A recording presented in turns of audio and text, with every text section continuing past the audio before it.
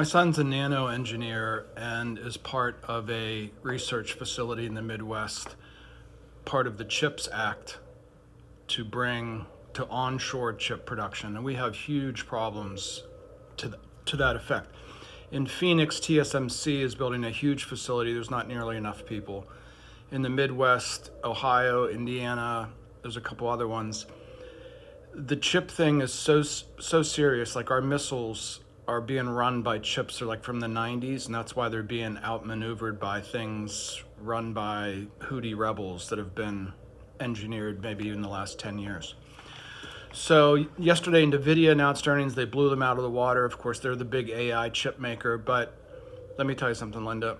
The change that's going to come as we move from electrons into photons.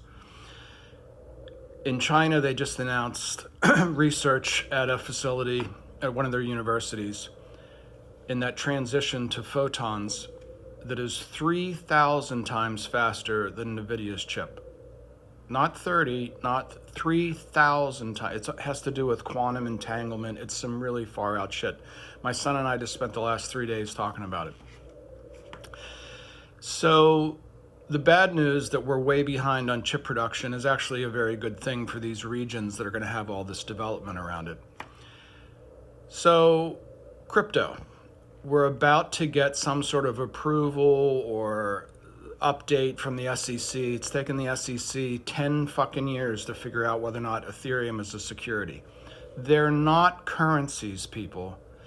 These new systems, these blockchain systems, are the new ledgers. They're the new internet. They're the new, and when you put them together with quantum entanglement, it's almost hard to understand really what's going on.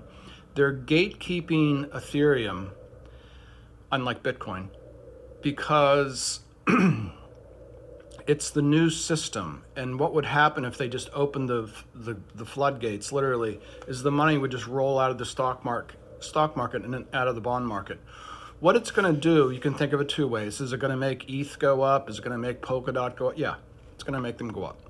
But more importantly, and this is what Bruno's all about, more importantly, what it's going to do, it's going to flood those systems, those communities, those blockchain-based sort of social capital systems with money.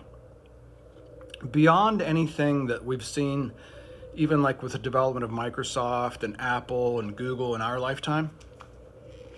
So this is like trillions and trillions. Raoul Pal of Real Vision, he